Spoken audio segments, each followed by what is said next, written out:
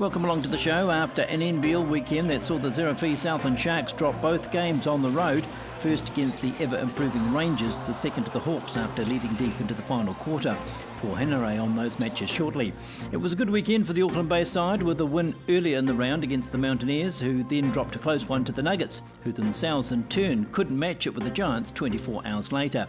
The Jets inflicted a rare loss on the Hawks. Meanwhile, the Rams won one, lost one on the road. Well, Paul, it's been really 2 weekends we haven't seen you. You had we did see you 2 weekends ago, but you had the Nuggets the night after. Memories of that game? Slow start. Well, actually, I think we were tied up after the first quarter, but the second quarter they got out and got running. Our offense dried up, and they got a big lead on us. I can't remember what the score was at half time, but they got out to a fairly decent lead, and their confidence got going. And then going into the last quarter, we were down 20. Shades of our game against Taranaki, where we thought, we've got to throw everything in the kitchen sink at it. And the boys did a great job. They pressured. I think we held Otago to 9 points in the last quarter, and gave our chance to sort of get back in the game. We had a shot to tie it up, to go into overtime, and it just fell short. So. The fight back part of our group, continues to amaze me. They never say die, they never roll over, and but on the road you just can't give teams that much confidence on their home floor. Otherwise, you come out on the losing side. Because the Nuggets had a loss just 2 nights before, hadn't they? Yeah, they had. So they were fired up. I mean, they played Palmy, and then we played Palmy the night before at home. And then going on the road, so it is always tough backing up the next night, especially when you go through a 2 and a bit hour drive in there. But that's part of it. Most teams, or pretty much every team throughout the season, have rounds like that. We have to back up games and travel and all that sort of thing. So it's definitely not an excuse. And like I said, unfortunately, we just fell a little bit too short. And those 2 new players, Ty Wesley, 16 points. Yeah, Ty's been a great fit. He's just slotted right in. He's played a few years overseas now, so he's got a bit of experience under his belt. Fitted in really well to the culture of the group, and the guys really relate to him. And Pookie Linden as well. That was his second game for us. Played in big minutes the night before, and the guy hadn't played high-level basketball for about 3 years. So by the end of that Otago game, his body was pretty spent, and we were able to keep using him, the weekend just gone, and hopefully for the rest of the season. So hopefully his body adapts and gets used to playing again. Conklin and Braswell again, I think 23 and 24 respectively in that Otago game. They're constantly delivering. Yeah, Brian's he's pretty consistent, and I think as a coach you enjoy coaching guys that you just know what you're going to get out of them. Each and every night.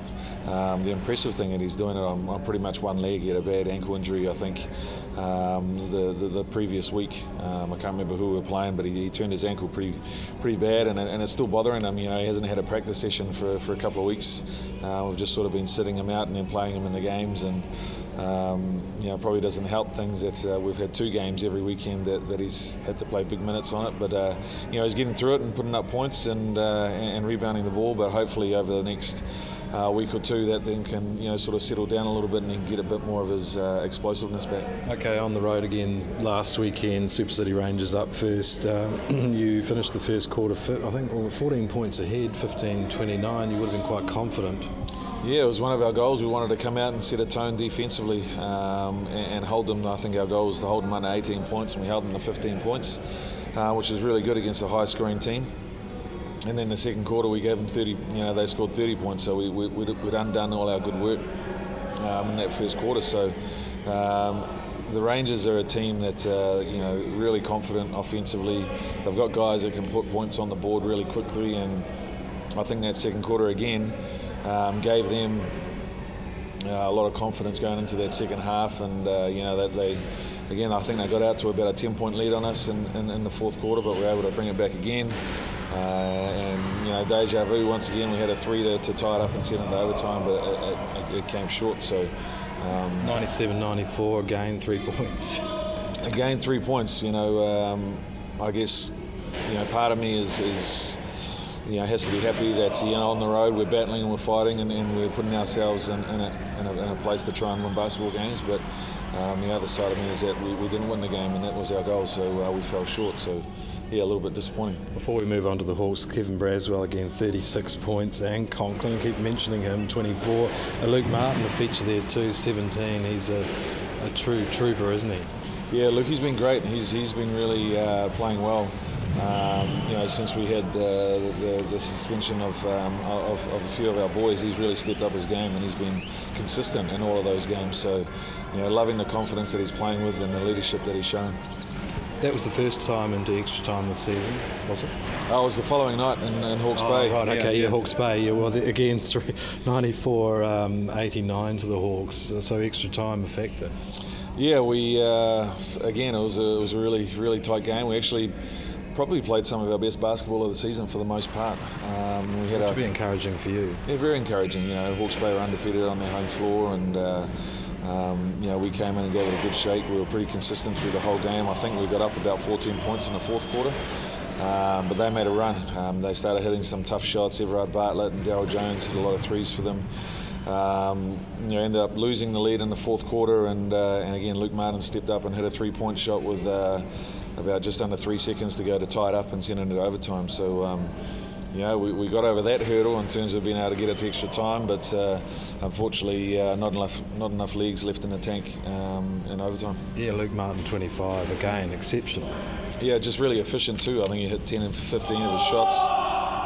The thing I'm loving about, he is scoring, his scoring productivity has gone up. But he's rebounding the ball well. I think he had 6 rebounds, 6 assists. He's getting steals. Just really, really good performances and solid all-round performances, which have, long may those continue. Yeah, so third on the table at the moment. I think 15 points, 9 wins, 6 losses. You're not unassailable for a playoff yet. I think the Giants are close, and also the Pistons. Yeah, it's a bit of a logjam at the moment for that top 4 spot, and only 2 rounds remaining. It's up for grabs. But this weekend's huge. This one against Canterbury at home. If we can get this one, it just sort of pushes that gap, that distance out from the other 2 teams a little bit more. All of those teams that are vying for those spots, that we're all playing each other. We play Nelson next weekend up in Nelson.